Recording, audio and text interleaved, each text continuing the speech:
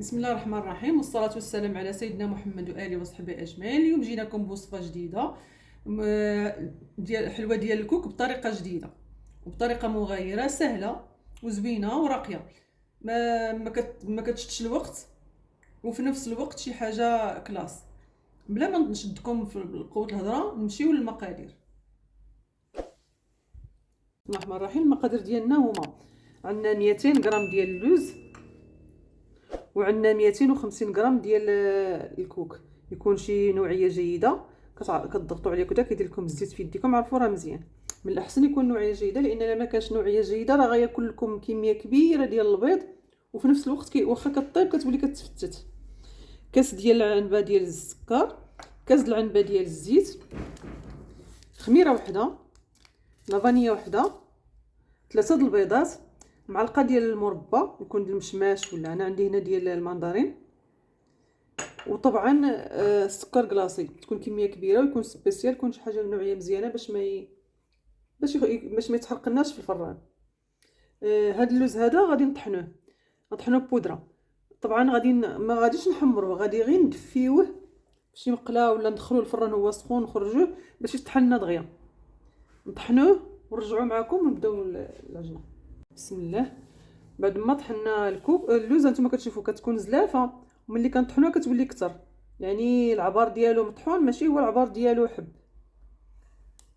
طحنوه يكون هكذا شويه حرش، ماشي حرش بزاف، ولكن ما يكونش ماشي يطلق الزيت. كنديروا عليه 250 غرام ديال الكوك كامله،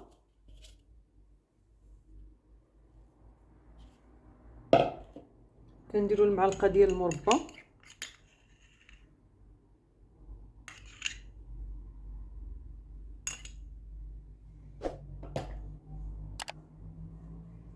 كنديروا الكاس ديال السكر، ونديروا الكاس ديال الزيت. كنديروا كلشي في مره.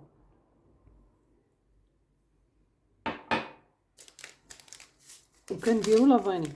البيض ما غاديش نديروه كامل في دقه واحده، غنديروه بالتدريج، لان راكم عرفتوا تقدر تجرى، وحنا ما باغيين القياس، باغيين غير القياس. والخميره كنديروها حتى الاخر، تنسالي ونديرها، غادي نوجدها وصافي. غنبدا بالبيض. اول وحده غندير 2 بيضات، وعاد غادي نخلي وحده للاخر تنشوف واش يخصني ولا لا. هاد الحلوه سهله وكتوجد في وقت وجيز، ولكن لذيذه. كنخلطوا.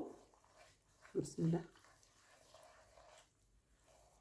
كنخلطوا ونشوفوا خاصنا تعلك لينا العجنه، لان اهم حاجه في هاد المعلكات كاملين هو التعلاك. كتعلك في الوقت، ما نخليوش الكوك ناشف، حيت هو كيكون دابا ناشف.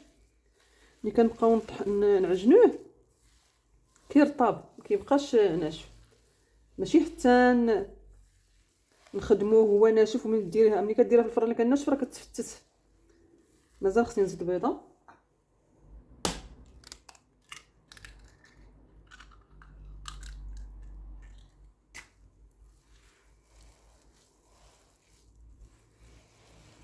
هنا كنعجنوه. هاد النوعيه ديال كما قلت لكم، هاد النوعيه ديال هاد الحلوات كتبغي العريك. وإلا كان الكوك حرش طحنوه باش ما يبقاش حرش.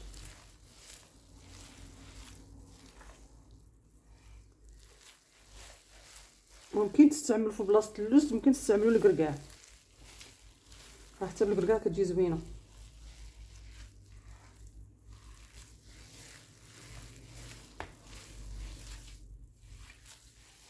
ضروري تعركوها مزيان.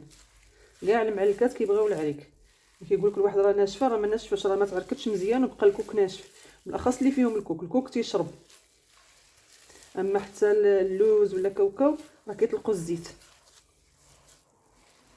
الكوك كيتشرب، واخا هو فيه واحد فيه الدهون كيتشرب. نسيت ما درتش الخميره، نديروا الخميره دابا في هذه المرحله. غنبقاو هكذا حتى نساليو ونرجعوا معكم، وغادي نخليوها مازال ترتاح. ملي كنساليوها بالعريك كنخليوها ترتاح واحد شويه، كنغطيوها بشي فيلم اليمونطور ولا شي، كنخليوها تقريبا شي نص ساعه ولا اكثر كتشرب. وملي كتشرب باش نقدروا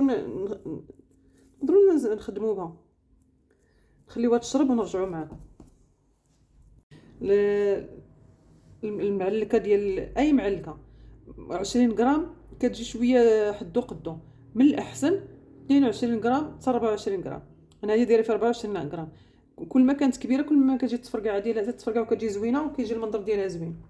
غادي كندوزوها، كندير يدي في المزهر وندورها هكذا ونديرها ديريكت في السكر كلاص ونخليهم يشربوا. غادي نديرهم كاملين، نوزنهم ونديرهم كاملين ونرجع معكم.